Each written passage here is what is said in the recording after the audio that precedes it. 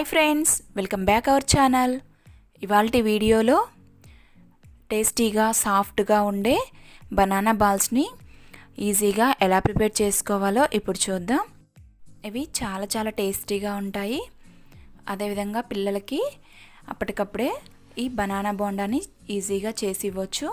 పిల్లలైతే చాలా ఇష్టపడతారు. ఈ రెసిపీని చూడబోయే ముందు ఫస్ట్ టైం మన ఛానల్ చూస్తున్నట్టయితే సబ్స్క్రైబ్ చేసుకొని పక్కనే ఉన్న బెల్ ఐకాన్ని కూడా యాక్టివేట్ చేసుకోండి. ఇప్పుడైతే రెసిపీని చూసేద్దాం. ముందుగా దీనికోసం 3/4 కప్ వరకు షుగర్ని తీసుకోవాలి. ఈ షుగర్ని ముందుగా మిక్సీ జార్లో వేసుకొని ఫైన్ పౌడర్గా మిక్సీ పట్టుకోవాలి. ఇలా గ్రైండ్ చేసుకున్న తర్వాత 2 అరటిపళ్ళని ఇలా చిన్న పీసెస్గా కట్ చేసుకోవాలి. చిన్నవి అయితే ఒక 3 తీసుకోవాలి, పెద్దగా ఉంటే ఒక 2 తీసుకోవచ్చు. ఇప్పుడు ఈ బనానా పీసెస్ని కూడా మిక్సీ జార్లో వేసుకొని ఇలా ఫైన్గా గ్రైండ్ చేసుకోవాలి. ఇప్పుడు దీన్ని ఇలా ఒక మిక్సింగ్ బౌల్లోకి తీసుకోవాలి. ఇందులోకి 1 కప్పు మైదా పిండి వేసుకొని దీన్ని మొత్తాన్ని కూడా బాగా మిక్స్ చేసుకోవాలి. ఎక్కడ ఉండలు లేకోకుండా సాఫ్ట్గా ఉండేలాగా బాగా మిక్స్ చేసుకోవాలి.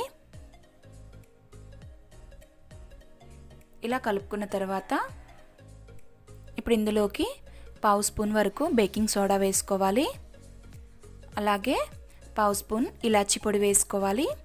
ఇలాచీ పొడి వేయడం వలన ఇవి బోండాలు టేస్ట్ బాగుంటాయి, ఫ్లేవర్ కూడా చాలా బాగుంటుంది.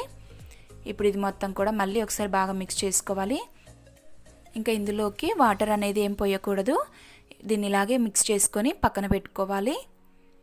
ఇప్పుడు డీప్ ఫ్రై చేసుకోవడానికి స్టవ్ పైన కడాయి పెట్టుకొని ఇందులోకి డీప్ ఫ్రైకి సరిపడినంత ఆయిల్ వేసుకోవాలి. ఆయిల్ హీట్ అయిన తర్వాత స్టవ్ని మీడియం ఫ్లేమ్లో పెట్టుకొని మనం ముందుగా ప్రిపేర్ చేసుకున్న పిండిని ఇలా చిన్న బాల్స్ లాగా బోండాల్లాగా వేసుకోవాలి. ఇవి చాలా సాఫ్ట్గా టేస్టీగా చాలా బాగుంటాయి. ఇప్పుడు వీటిని ఇలా గరిటెతోటి 2 వైపులా కూడా గోల్డెన్ బ్రౌన్ కలర్ వచ్చే వరకు ఫ్రై చేసుకోవాలి. చాలా ఈజీగా సింపుల్గా అప్పటికప్పుడే ప్రిపేర్ చేసుకోవచ్చండి. ఇలా 2 వైపులు తిప్పుకుంటూ గోల్డెన్ బ్రౌన్ కలర్ వచ్చే వరకు ఫ్రై చేసుకోవాలి. చూసారు కదా, ఇవి మనకి ఫ్రై అయిపోయినాయి.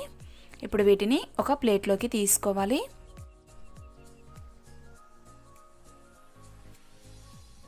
ఇప్పుడు మిగిలిన పిండిని కూడా ఇలాగే చిన్నగా బాల్స్ లాగా వేసుకోవాలి.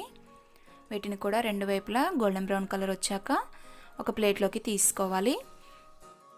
అంతే అండి, చాలా సింపుల్గా క్విక్గా ఈ అరటిపళ్ళతో బోండాల్ని ప్రిపేర్ చేస్తే పిల్లలైతే చాలా ఇష్టంగా తింటారు.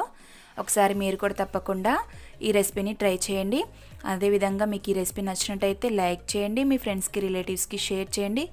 ఇంకా మన ఛానల్ని సబ్స్క్రైబ్ చేసుకొని వాళ్ళుంటే సబ్స్క్రైబ్ చేసుకొని పక్కనే ఉన్న బెల్ ఐకాన్ కూడా యాక్టివేట్ చేసుకోండి. మరొక మంచి రెసిపీతో మళ్ళీ కలుద్దాం. Bye friends, thank you for watching.